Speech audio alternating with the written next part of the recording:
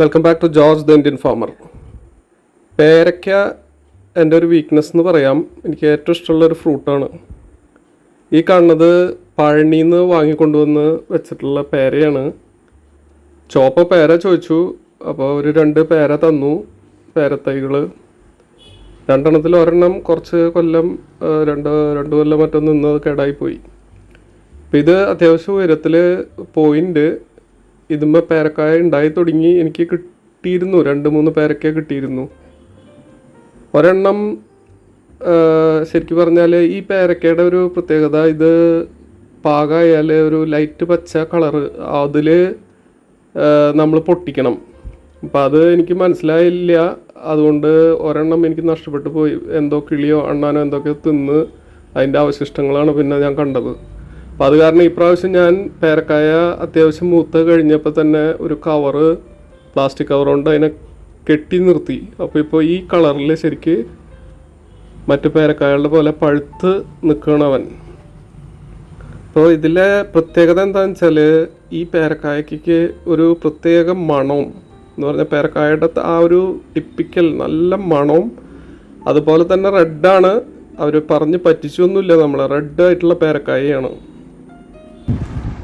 നേരത്തെ കണ്ട പേരക്ക ഞാനിപ്പോൾ പൊട്ടിച്ചു.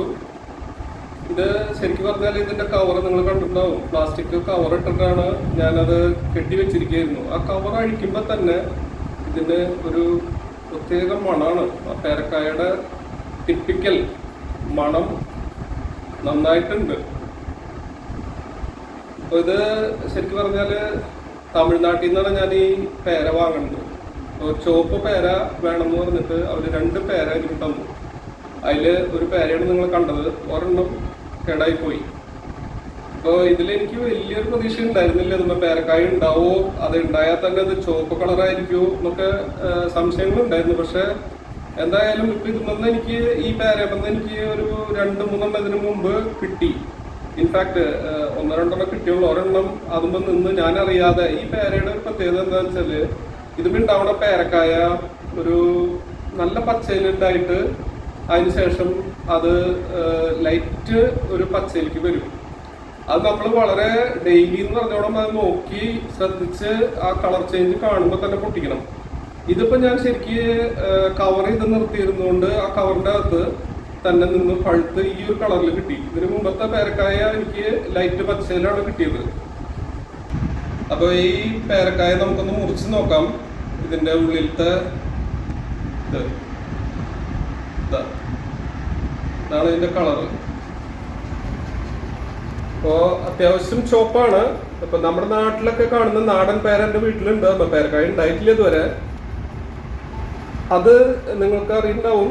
നിങ്ങളിൽ പലരും നാടൻ പേര വീട്ടിലുള്ളവരുണ്ടാവാം. പക്ഷെ ഇതിൻ്റെയൊക്കെ കുറേ കൂടി റെഡ് കളറിലായിരിക്കും നാടൻ പേരയുടെ ഉൾവശം. ഇതിപ്പോൾ അത്യാവശ്യം റെഡാണ്. എൻ്റെ വീട്ടിൽ ഇതിനു മുമ്പ് ചില വീഡിയോസ് ഞാൻ ഇട്ടിട്ടുണ്ട്. തായ് പിങ്ക് എന്ന് പറഞ്ഞിട്ടുള്ള ഒരു വെറൈറ്റി ഉണ്ട്. അതിൻ്റെ ഉൾവശം ഇത്ര തന്നെ റെഡല്ല, ആ പിങ്ക് എന്ന് പറയുന്ന പോലെ തന്നെ. പക്ഷെ എന്തായാലും ഐ എം ഹാപ്പി. ഈ തമിഴ്നാട്ടിലൊക്കെ ചെന്ന് നമ്മൾ മലയാളികൾ ഇതുപോലെയുള്ള ഫ്രൂട്ട്സ് അല്ലെങ്കിൽ പ്ലാന്റ്സ് ഒക്കെ വാങ്ങുമ്പോൾ ഇവിടെ തന്നെ നമ്മളെ പറ്റിക്കുന്നുണ്ട്. അപ്പം എൻ്റെ വീട് തൃശ്ശൂരാണ്. മണ്ണുതിയിൽ തന്നെ അനേകം 100 കണക്കിന് നഴ്സറികളുണ്ട്. അപ്പോൾ അവിടെയൊക്കെ പലരും തട്ടിപ്പ്, നിങ്ങൾക്കൊക്കെ അറിയാം, തട്ടിപ്പുണ്ട്. അപ്പോൾ എന്തായാലും ഇത് ചുവപ്പ പേര എന്ന് പറഞ്ഞാൽ വാങ്ങിയിട്ട് പേരക്കായ ചുവപ്പ് തന്നെയാണ് എനിക്ക് കിട്ടിയത്. അപ്പോൾ മാത്രമല്ല നല്ല മധുരമുണ്ട്. മുമ്പത്തെ പേരക്കായ ഞാൻ തിന്നിട്ട് നല്ല മണവും എല്ലാം. ഇപ്പം നമ്മുടെ ചില പേരയുടെ ഇനങ്ങളൊന്നും അത്ര മണം ഉണ്ടാവില്ല.